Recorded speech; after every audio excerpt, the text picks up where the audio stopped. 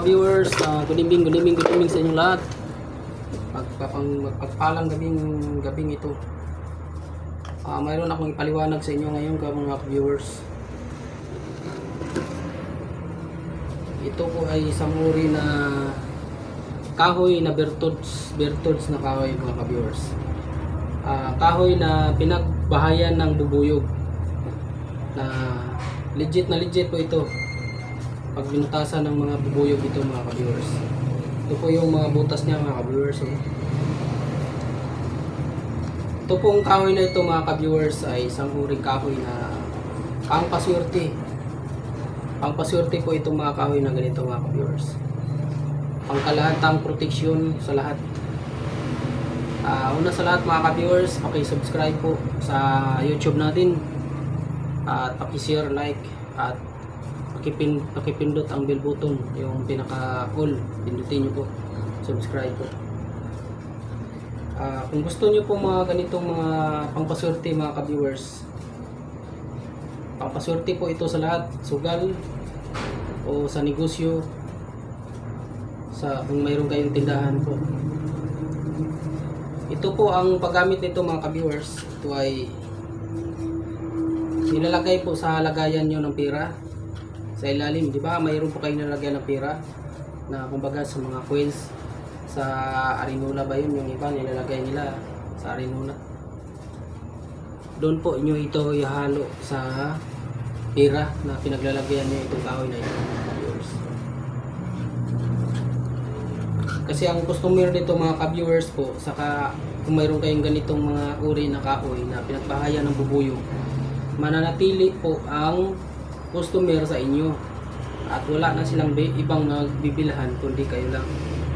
Kumbaga kung sa mga bubuyog pa, ito po ay pinag-iitugan ng mga bubuyog sa ilalim, sa loob ng sa ilalim ng kahoy na ito at pinagbutuasan niya.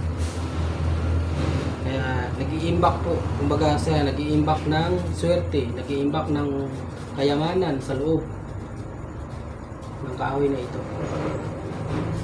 Kaya ito po mga ka-viewers, ito ay pangkalahatan. Pwede po ito sa mga tinatawag na sugal, kumbaga. Yung sugal, kahit anong klaseng sugal. Ito po ay nagbibigay ng swerte mga ka-viewers. Itong kahoy na ito, nagbibigay po ito ng swerte. Kahit na anong klaseng sugal. Kung sabong man yan o ano man na sugal yan. Pero hindi ko po kayo hinahikayat na magsugal kayo mga ka-viewers. Doon lang sa mga tao na nagsusugal. Sa mga taong nagsusugal na naniniwala nito, pwede po kayo mag-PM sa akin mga ka-viewers. Basta Metro Manila lang po tayo mga ka-viewers, pwede tayo mag-meet kung sa kahit saan. Para ipaliwanag ko sa inyo kung paano gamitin ito mga ka-viewers pagdating sa sugal. Sa sugal ng sabong, kumbaga mga ka-viewers. Ito po ay simple lamang gamitin mga ka-viewers. Kumbaga gagamitin nyo po ito mga ka-viewers ay gawin nyo yung telescope. Telescope sa pagdating ng bawa. Kunyari sa nagkaharap na po yung mga nagkaharap na yung mga manok na pwede nang sa bawat isa, gagamitin nyo pong telescope mga ka-viewers. Kapag nakita nyo po yung isa mga ka-viewers na wala itong ulo o blanco yung hawak ng o wala kang nakita na wala kang nakita, ibig sabihin mga ka-viewers yun ay mamamatay. O makita mo siya na walang ulo yung manok, ibig sabihin yung isa na walang ulo yun ang mamamatay. Di doon ka pumisto sa meron, sigurado na yun na mananalo mga ka-viewers. Kaya ito mga ka-viewers ay maganda rin po ito sa negosyo o may tindahan ka. Ang customer po dito mga ka-viewers ay manatili sa iyo, naka-steady lang na bibili, wala nang isang bibilhan na iba. Kumbaga ito ay nanghihila ng swerte pa, hinihila yung swerte, hinihila yung mga customer para bibili sa iyo. Kaya ito lang mga ka-viewers ang paliwanag. itong uri na pinagbahayan ng bubuyog. Sa mga naniniwala lang nito mga ka-viewers, sa mga tao na naniniwala nito, ito po ay malakas ang bisa.